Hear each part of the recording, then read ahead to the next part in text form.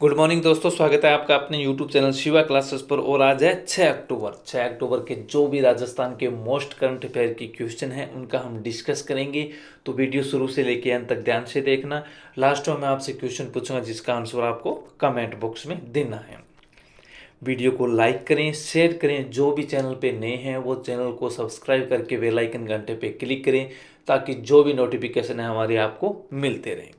एक हमारा Telegram channel बना हुआ है शिवा क्लासेस के नाम से, उसको आप ज़रूर ज्वाइन करें क्योंकि एजुकेशन से रिगार्डिंग जो भी न्यूज होती है या जो भी हमारी क्लासेस आती है उसका पीडीएफ आपको वहाँ पे प्रोवाइड करवा दिया जाता है।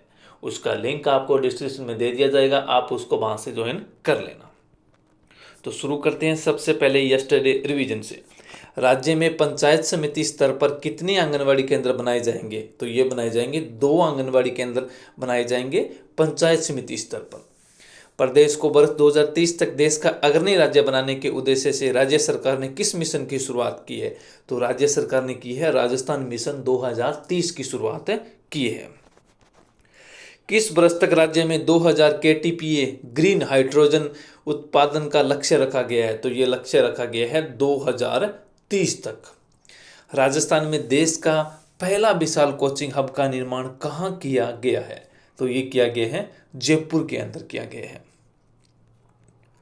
हाल ही में मुख्यमंत्री श्री अशोक गहलोत ने कितने जिलों में पैनोरमा निर्माण के लिए 18 करोड़ रुपए की मंजूरी दी है? तो ये दी है 4 जिलों के अंदर 18 करोड़ रुपए की मंजूरी दी है पैनोरमा निर्माण के लिए।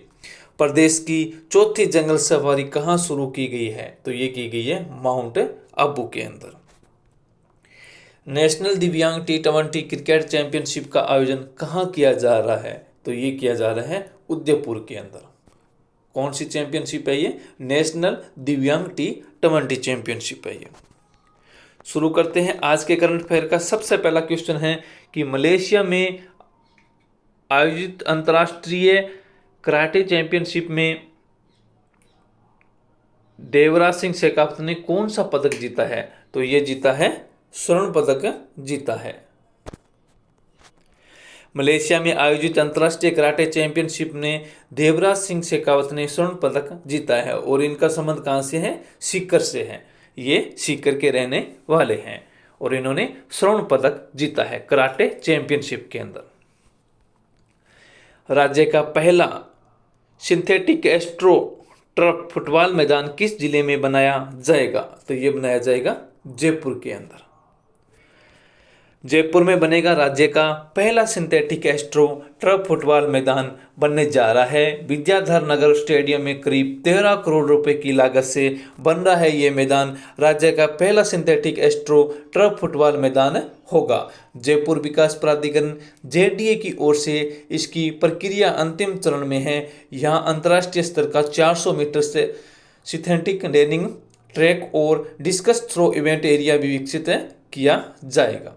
तो कौन सा मैदान बन रहा है? फुटबॉल का मैदान बन रहा है जयपुर के अंदर, विद्याधर नगर स्टेडियम के अंदर बन रहा है। ये भी आपको ध्यान में रखना है।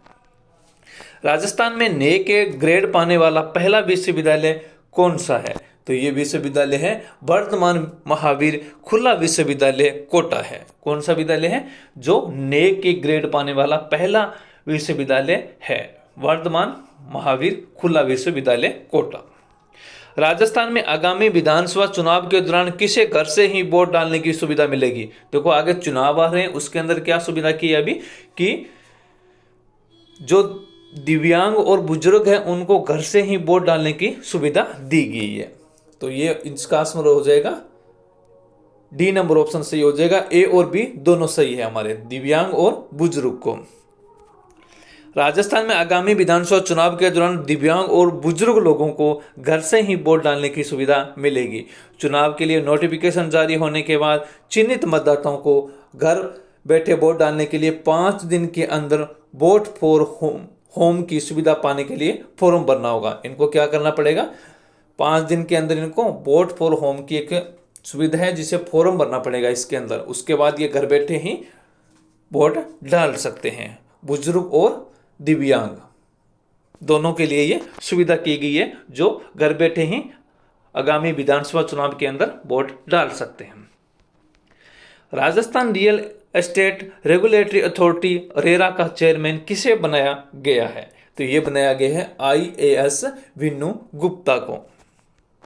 राज्य सरकार ने IAS अधिकारी विनू गुप्ता को Rajasthan real estate regulatory authority RERA का चेयरमैन बनाया गया है। नगरीय विकास विभाग ने विनू गुप्ता को 5 वर्ष या 65 साल की उम्र में जो भी पहले हो तक के लिए रेरा चेयरमैन पद पर नियुक्त किया जाएगा। तो इनका कार्यकाल क्या रहता है? 5 वर्ष हो या 65 साल की उम्र तक। विनू गुप्ता वर्तमान में MSME में अतिरिक्त मुख्य सचिव पद पर कार्यरत है। विनू गुप्ता इसी साल दिसंबर माह में रिटायर होने वाली है। राजस्थान सरकार द्वारा खटीक समाज के लिए किस बोर्ड का गठन किया गया है? तो ये किया गया है संत श्री दुर्लभ नाथ बोर्ड का गठन किया गया है।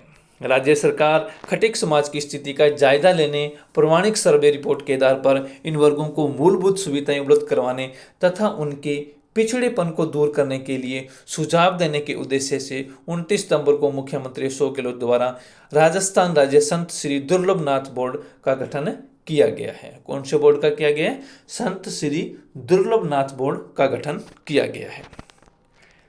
पिछले वीडियो का क्वेश्चन था जिसका आंसर हो जाएगा, राज्य सरकार द्वारा गांधी जयंती के अवसर पर खादी वस्त्रों पर कितने प्रतिशत विशेष छूट दी जा रही है?